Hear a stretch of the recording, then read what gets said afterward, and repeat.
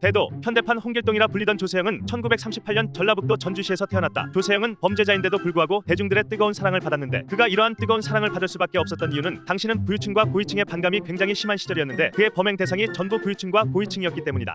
조세영은 6.25 때 아버지를 잃고 재혼한 어머니에게까지 버림을 받아서 그렇게 10살 무렵부터 떠돌이 생활을 하며 절도를 시작했다고 한다. 그는 도둑질을 하면서도 나름의 철칙을 갖고 있었다고 하는데 그의 철칙은 다음과 같다. 나라 망신을 시키지 않기 위해 외국인의 집은 털지 않는다. 한 검사 집은 털지 않는다. 연장은 사용하지 않는다. 가난한 사람의 돈은 훔치지 않는다. 훔친 돈의 일부는 가난한 사람을 위해 사용한다와 같은 일반 범죄자들과는 다른 행보를 보였다고 한다.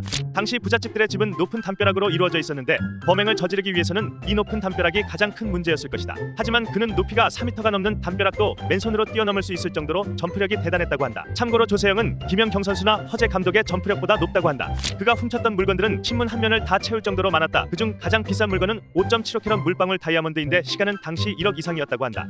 계속해서 도둑질을 하며 교도소를 들락날락하던 그에게 1982년 단순 절도 사건으로 무기징역을 선고받는데 단순 절도 사건으로 법정 최고형이 내려지자 대중들은 분노했다. 그도 그럴 것이 피해자들이 죄다 최고위층이었기 때문에 과한 형벌이 내려진 게 아니냐는 의심을 사기도 했다.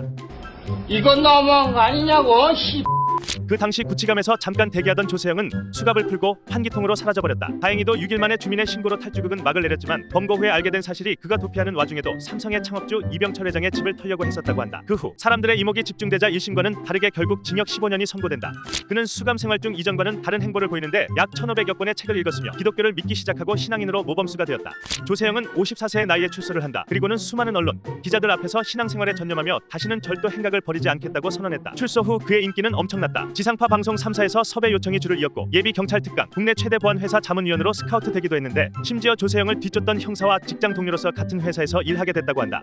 이후 그는 목사 안수를 받아 목사가 되고 선교단체를 설립해서 선교 활동을 벌여왔다. 그곳에서 우연히 이은경 씨를 만나게 된다. 조세영은 16살 나이 차를 극복하며 이은경이라는 독실한 기독교인과 결혼을 한다. 당시 이은경 씨는 직원 300여 명 규모의 중소기업 사장님이었는데 주변의 만류에도 불구하고 결혼에 꼴이 난다.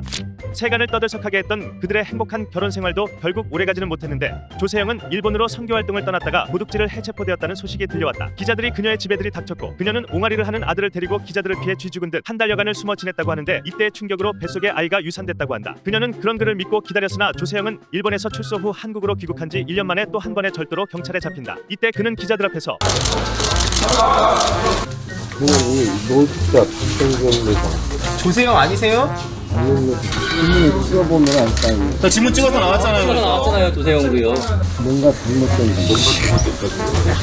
그럼 조세호 같은 거 아닙니다. 선생님. 남역 끝까지 잡아댔다. 결국 계속되는 그의 도둑질에 그녀는 이혼을 하고 산속으로 들어가 스님이 된다. 현재 그녀는 지금까지도 전 남편을 위해 기도를 하고 있다고 한다. 조세영은 2010년 73세의 나이로 또다시 절도죄로 잡히고 만다. 체포 당시 다리미를 휘두르며 저항하는데 이때 자신이 주장했던 철칙 중 흉기는 사용하지 않는다는 철칙이 깨지게 된다. 다시 시작된 그의 절도는 끝이 보이지 않고 결국 2019년 82세 나이에 다세대 주택 1층 방범창을 뜯고 침입하여 현금이 든 저금통을 훔쳐 잡히게 되는데 이때 금액은 몇만 원도 채 들어 있지 않았다. 그는 결국 다시 구치소로 들어가고 2022년 2월 22일에 출소 예정이다. 이제는 살 날도 얼마 안 남았는데 앞으로는 똑바로 살았으면 좋겠다.